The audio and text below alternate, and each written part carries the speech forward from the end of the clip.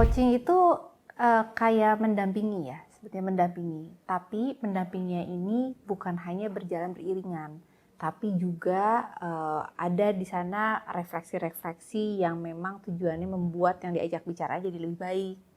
Jadi lebih baik dalam arti apa, dia bisa melihat dirinya lebih utuh, dia bisa banyak menceritakan soal apa yang dia rasakan, mengeksplorasi dirinya, bahkan dapat hal-hal yang dia rasa gak terfikirkan dia lakukan, potensi-potensi yang dia temukan sendiri.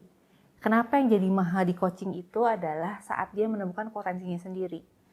Orang kalau dikomentarin sama orang lain, kamu bagus di sini, kamu jelek di sini, itu mungkin jadi hal yang biasa aja. Tapi saat itu ditemukan dalam dirinya, itu jadi harta karun besar, itu jadi lebih nempel.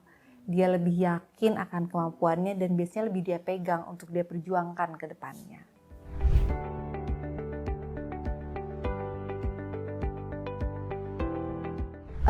Coaching sebetulnya banyak gitu ya bidangnya. Cuman saya sendiri sekarang menspesifikkan diri ke dalam scope parenting dan teenagers gitu.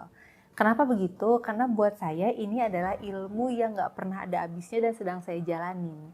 Jadi apa yang saya lakukan? Saya adalah mempelajari hal dari saya dan teman-teman orang tua lainnya dan dari anak saya yang teenagers dan teenager lainnya gitu untuk lebih bertumbuh.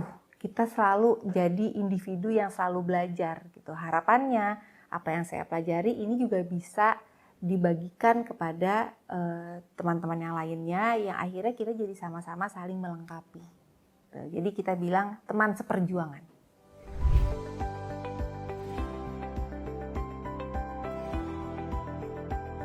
Oke, yang menarik jadi parent itu adalah ada identitas yang kadang terlupakan. Saking fokus sama anaknya, parent tuh lupa bahwa dirinya adalah seorang individu yang juga perlu berkembang.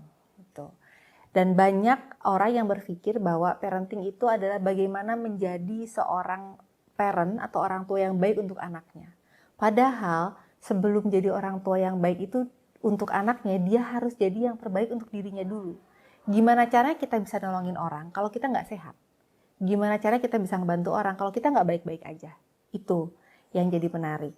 Dan yang ingin banget saya kenalkan adalah parenting coaching itu adalah menemani para orang tua untuk mencari versi terbaik dirinya. Gitu, sebelum dia memberikan versi terbaik untuk anak-anak dan keluarganya.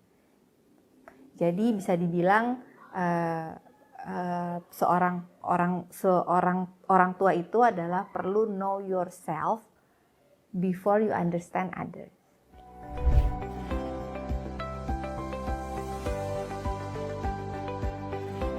Waktu itu kan sebetulnya nggak ada dimensi ya. Artinya kalau misalkan dibilang 24 jam sekali, itu iya betul. Tapi apakah waktu ini bisa dibagi-bagi? Kalau dibagi-bagi rasanya nggak ada waktu buat nafas deh. Mau ngalokasiin waktu berapa menit buat nafas. Tapi yang bisa kita lakukan itu adalah kita lakukan sambil berjalan. Gitu.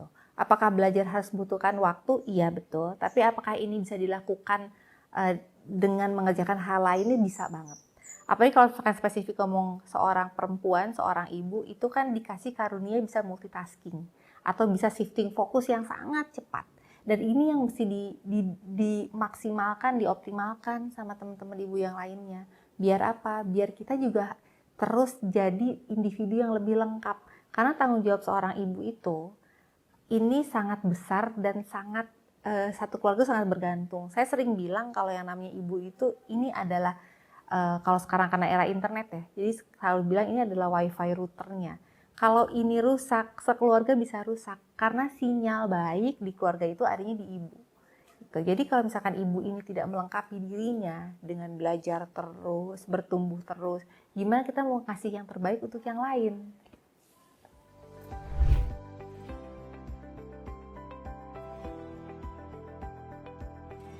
Manfaatnya adalah kita sebagai orang tua jadi individu yang lebih baik. Untuk siapa? Untuk siapapun. Karena saat kita jadi individu yang lebih baik, itu akan bawa perubahan, impact untuk sekitar, untuk anak, untuk keluarga, untuk pasangan, untuk rekan kerja. Karena yang bertumbuh itu adalah pikiran kita. Yang bertumbuh itu adalah mental kita. Otomatis ini akan membawa kebaikan untuk banyak orang.